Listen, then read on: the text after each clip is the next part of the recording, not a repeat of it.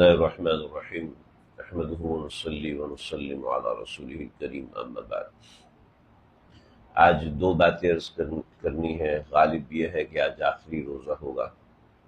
پہلی بات تو یہ ہے کہ رؤیت ہلال کے حوالے سے، چاند دیکھنے کے حوالے سے ہمارے ملک میں بہت زیادہ انارکی پائی جاتی ہے اور بہت سارے اختلافات پائے جاتے ہیں، لوگ طرح طرح کی باتیں کرتے ہیں۔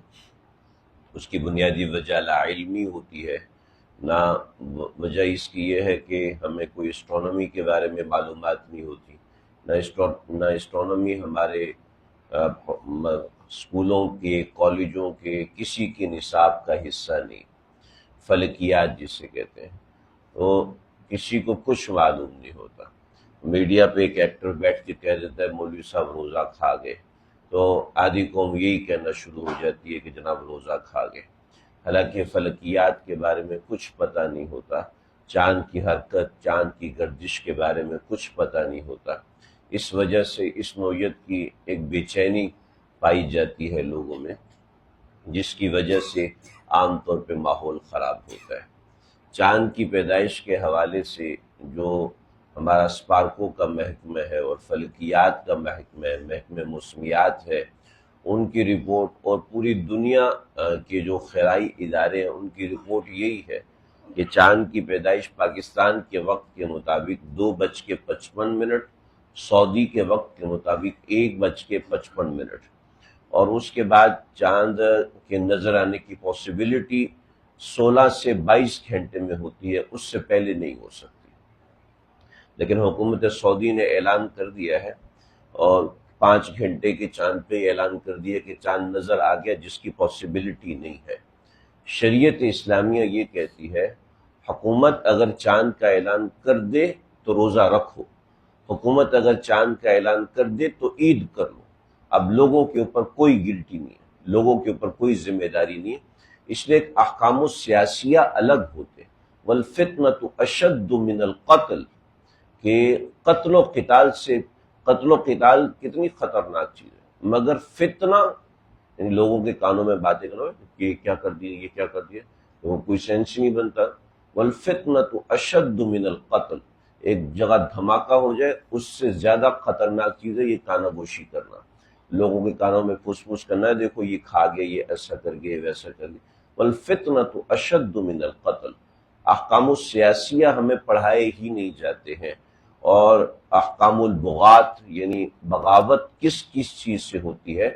اب دیکھیں ہمارے معاشرے میں بہت معذرت کے ساتھ، میں نہ خبریں سنتا ہوں نہ میں اخبار پڑھتا ہوں، لیکن ہمارے معاشرے کے اندر شیر وہ ہے جو گورنمنٹ کے خلاف بولے، اور جو گورنمنٹ کی حمایت میں بولے وہ پٹھو ہے، اور جو گورنمنٹ کے خلاف بولے وہ شیر ہے۔ اب وہ صحیح بول رہا ہے غلط بول رہا ہے، ہمارے ہاں کوئی اکاؤنٹیبلٹی نہیں ہے۔ آپ دیکھیں 70% لوگ سیٹ بیلٹ نہیں لگاتے، پرواہ ہی نہیں ہے، اگر کسی نے پکڑا تو 500 روپے دے دیں گے۔ ہمارے 90% لوگ ہیلمٹ نہیں پہنتے۔ اب اس میں کیا، اس کو کون سی حکومت اس کو روک گئی؟ ہمارے 70-80% بچوں کے پاس لائسنس نہیں ہوتے، گاڑیاں چلا رہے ہیں، موٹر سائیکل چلا رہے ہیں۔ اب اس میں کون سی حکومت کا قصور؟ نہیں جی پولیس کو پکڑنا چاہیے، وہ کرنا چاہیے۔ پولیس گندی ہے، حکومت گندی ہے، لیکن میں بھی تو ایک اچھا شہری نہیں ہوں نا، مجھے بھی تو سویلائزیشن نہیں آتی ہے۔ جب مجھے سویلائزیشن نہیں آتی، میں نے سیوک نہیں پڑھی ہے اور مجھے سویلائزیشن نہیں آتی، تو اس میں میرا بھی قصور ہے، صرف گورنمنٹ کا قصور نہیں ہے۔ لیکن ہر معاملے میں ہمارا مسئلہ یہ ہے کہ ہم اس میں گورنمنٹ کو قصوروار ٹھہراتے ہیں، ہمارے معاشرے میں خود اکاؤنٹیبلٹی نہیں ہے۔ چنانچہ اس نوعیت کے مسائل پھر جنم لیتے ہیں اور اس طرح کی چیزیں ہوتی ہیں۔ یہ صرف رؤیت ہلال کا مسئلہ نہیں، اور بہت سی باتیں ہیں۔ چنانچہ اگر سعودی گورنمنٹ نے 5 گھنٹے کے چاند پہ اعلان کر دیا چاند نظر آ گیا تو وہاں عید ہے، اس میں انارکی پھیلانے کی ضرورت نہیں ہے کہ وہ تو عید ہی نہیں ہوئی، ایسا ہو گیا ویسا ہو گیا۔ یہ وہ لوگ کرتے ہیں جو پڑھے لکھے ہوتے ہیں، جو پڑھے لکھے نہیں ہوتے وہ جس رو میں میڈیا چل رہا ہوتا ہے اس رو میں چل پڑتے ہیں۔ تو یہ میں نے ان لوگوں کے لیے عرض کیا جو پڑھے لکھے ہوتے ہیں، جو فلکیات کے مضمون کو سمجھتے ہیں، جو نہیں سمجھتے ایک الگ بات ہے۔ اور ایک یہ مسئلہ تو امید ہے کہ آج جو چاند ہے وہ 27 گھنٹے کا ہوگا اور مغرب ہوتے ہی نظر آ جائے گا، یہ ہماری فلکیات کہتی ہیں۔ مگر اللہ کے نبی نے فرمایا صوموا لرؤیتہ وافطروا لرؤیتہ، چاند دیکھو تو روزہ رکھو، چاند دیکھو تو عید کرو۔ تو چاند دیکھنے کا اعتبار ہے، اور اس کو ساری اسٹرونومی مانتی ہے کہ دیکھنے کا مسئلہ ہی الگ ہے۔ صرف ہمارے حساب کتاب کے اندر معاملات الگ ہوتے ہیں۔ حساب کتاب میں 4 قسم کے معاملات ہوتے ہیں۔ نمبر 1 مون کیلکولیشن ہوتی ہے، نمبر 2 چاند کی پیدائش ہوتی ہے۔ چاند کی ایک پیدائش 2 قسم کی ہوتی ہے۔ سائنس کہتی ہے بلیک مون کو کہتی ہے چاند پیدا ہو گیا، اور شریعت کہتی ہے کریسنٹ والے مون کو، یعنی ہلال جب اس پہ روشنی پڑنا شروع ہو جائے تو اس مون کو کہتے ہیں چاند پیدا ہوا ہے۔ اس کے 16 گھنٹے بعد یا 22 گھنٹے بعد چاند نظر آتا ہے۔ تو یہاں اسٹرونومی اور شریعت اس دونوں کا اختلاف ہے، اور راجع وہی ہے جو شریعت کہتی ہے، اس کو اسٹرونومی بھی مانتی ہے کہ چاند کتنے گھنٹے غائب رہتے، اسٹرونومی کہتی ہے اس کا ہم اعتبار نہیں کرتے، لیکن اکاؤنٹنگ وہ بلیک مون سے ہی کرتے۔ پھر تیسری چیز ہوتی ہے چاند کی پیدائش کے پہ وقت کتنا گزرا ہے، وقت کا حساب لازمی ہوتا ہے۔ اور اس کے بعد چوتھی چیز ہوتی ہے چاند کی ڈگری۔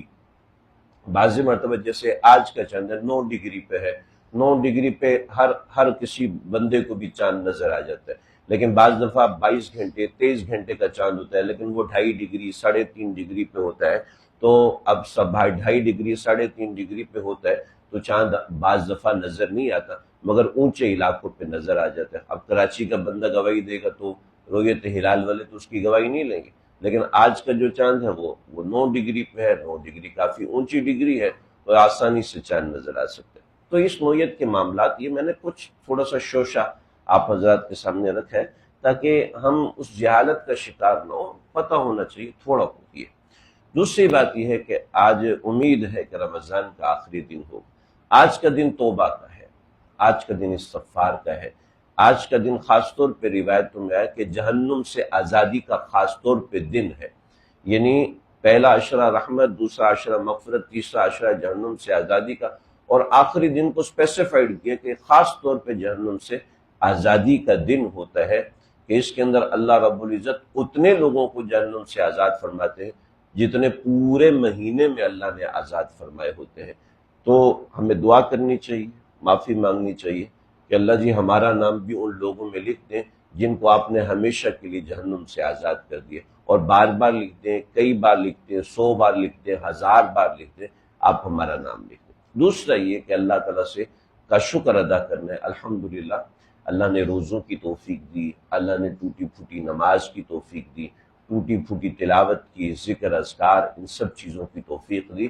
اس پہ اللہ کا شکر بھی ادا کرنا ہے۔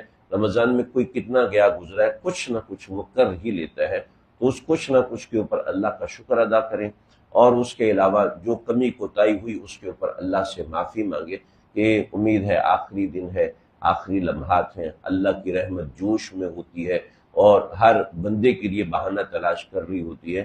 یہ کچھ بہانہ کر کے میرے سامنے ہاتھ پھیلا دے، شکر ادا کر دے، معافی مانگ لے تو میں اس کو بخش دوں۔ تو یہ خاص اوقات ہیں، یہ چند لمحات ہیں، اللہ تعالیٰ ان کی قدر کرنے کی توفیق عطا فرمائے۔